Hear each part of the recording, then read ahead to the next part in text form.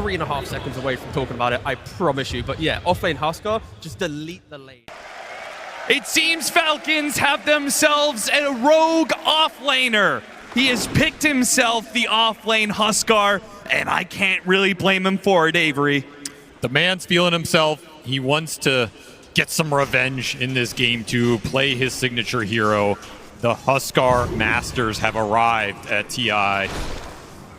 How much damage is he going to do? It's not a question of will he do damage. It's a question of how much. This is going to be a very difficult laning phase for Pure to get through, and then he has a long road of recovery. Whereas he's against a Sven who might have a lot better time and stacks to go back to. And the all chat is just raining in. Oh yeah, Amar starts it by saying he's going to end the game by 20 minutes. Pure saying that Amar can only play cheese heroes. He's not good enough to play real heroes, apparently. It's quite the back and forth, and I'm sure we'll see more of it as the game progresses. But I cannot believe that coach interview. I thought, okay, Falcons are insane. Why are they giving GPK as Puck? And then when they picked the Huskar, I was like, oh, okay, it all comes according to plan. The Huskar will be able to provide an answer to the Puck after the laning phase. But apparently that wasn't even the idea at all. Amar just went rogue. You can't stop him doing what he wants. I guess if not. If we've learned anything, that is the reality. I do kind of agree with AUI's assessment. Like, most of the cores, as Save will go down to snaking quick first, but most of the cores that Falcons have in their arsenal are innately good against Puck. It's a lot of beefy heroes, a lot of heroes with stun and disable, a lot of initiators, right? You think of Skeeter's hero pool. It's all these carries that go in, stun, lock heroes down, give you some utility on top of the damage. These kind of lineups can be really difficult for Puck to play into because he has a trouble burst. It's difficult, and then there's flat out impossible. What is going on? Pure is going to gank the Sven with a Bushwhack Blood Grenade. They slow him down, and they will get that kill. And now they might get sinking as well. No, too many heals, and Pure's going to die for it. Wait, one more hit for the tower, and he falls. Was it worth it, Pure? He TP'd down. He TP'd down here just to get the 1 CS before the Huskar came back. And that is all he's going to get because he's about to get ganked. No, he's been burrow struck, and now he's going to be silenced, and the spears will finish him off. That Helmet Dominator. The roaming anti-mage. That'll be the response. GPK does actually sneak in and teleport here, but he does not go for Snaking, who's already level 6. So they can't even attack him, really.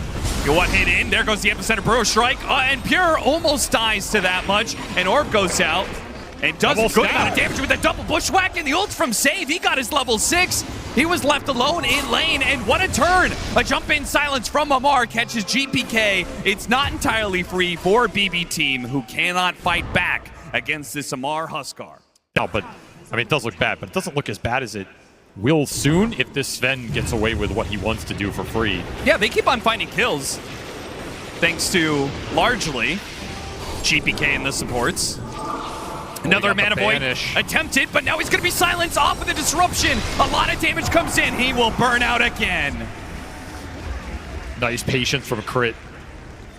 Gets that counterspell out of him, throw out the disruption, set that easy kill up. No Mana Void to come. They're going to try and break him. Huskar burst it down. Amar thinks that he is untouchable, and he may be true on the one-on-one against Pure, but now he's drug Crit into a bad situation as well. Looks like they will both fall to the GPK Puck. You gave this man his signature hero. It's gonna do work. Malrine trying to counteract the play. Do manage to get the Epicenter right on top of GPK. This is gonna be a decent amount of damage. Bushwhack pulls him away, and GPK with the coil and an orb will be able to escape. Snaking is here on the other side. GPK does have enough mana for TP out. Oh. No! Malrine catches him right on the tail end of it. What a hit from Malrine. And now to run down Save as well, who's going to stick himself in the trees, but that Scurry, it'll only last so long, and the Sandstorm surrounds him. Oh, what a sequence from Malrine. Could have been interesting. A lot more aggressive early. This is going to scale a lot harder and give you the Roche confidence to just solo it up. Crit will be found by the smoke through the gate. Was unaware of the situation because he had that ward on the Tormentor area. Still, though, Falcons will still look for that fight. Trying to get a silence on him. Burrow Strike. Now the silence attempt, and they got him. The puck is going to be controlled, and despite the Bushwhack, can they take away at least Amar's life? Not quite. They are super clumped, but no punish from the BB team. Nah, just nothing you could do to capitalize on that. No good mana void target. Gonna be through ratting out the map, which BB team have shown they've been able to do time and time again, particularly Pure on some of these more annoying carries. It's gonna be a tough game.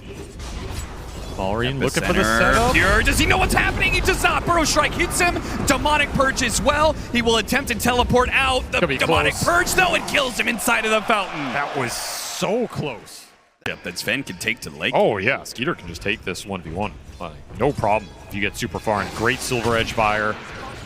Slime surprise stun that AM if the counterspell's thrown out early. Huge burst damage, huge physical burst. Miro trying to draw attention, but he's going to draw perhaps too much attention as both Amar and Skeeter double down on him and will take away that tower kill they were hoping for denied. This time they did it with a little extra cheese. So in that case, do you think BB team is just as capable of making a comeback as they were in game one, or are they in a worse position? Got the bushwhack and a lot of burst. Skeeter, huge kill if they can get it. Static Storm, they just need a bit more. They're going to dance around him a little bit, but look at the heal coming out from Snaking. It's keeping Skeeter alive, and if they miss certain things like that orb, it's not going to go well. They actually go back into it. Now that Amar's here, Skeeter goes after the kill on Nakatomi. They claim that, and an extra one. Crit in from behind, gets the disruption, and the Demonic Purge on save to end his life. 7-13, an 8,000 net worth lead now for Falcons. Once he gets to the Manta, you've got full rat at than traditional Animages because he's going to be ratting with both his hero. Dom creep, but Mana Void on the creep. Goodbye. If you are a Falcon, so good. Skeeter has a full BKB, by the way. He is mega farmed. Level 18 off that available. You're looking at level 13. You miss a lot of the experience. You get extra gold, but you're not getting XP there. Sure. There's that disruption. They still will be able to land the shot on the Huskar.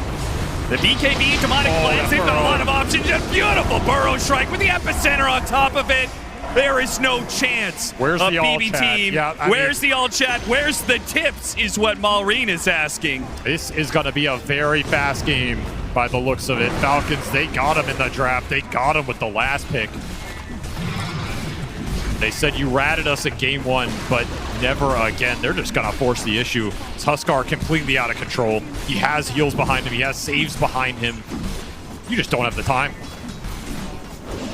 And Amar the Friendly, he might be a tad bit tardy, but he did promise a 20-minute victory. 24 minutes in, and it feels like it may already be over. I don't think you can ever come back to these base defense. And then he'll take anybody here. They've got to try. Go after the Bristleback. Bristleback does get jumped, but oh, wait, maybe. They got the coil on him. Any more damage? Anybody? Anything? Nothing. Cauterize heals him up, a disruption goes out. BB team was close, but it slips through their fingers. And now that high ground push is coming. Falcons, they don't need to wait for an Aegis. They can kill you without any of all that. You just don't have damage.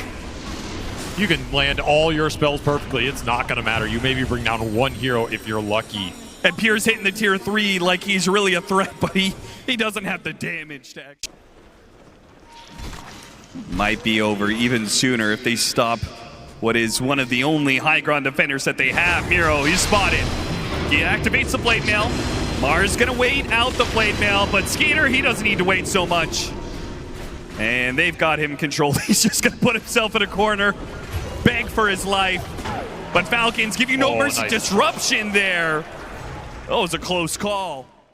I feel like you have to go for this. Yeah, they might just try and contest it. It's a really tough contest, but you give up Aegis here, it might just be the game anyway. Falcons have the read.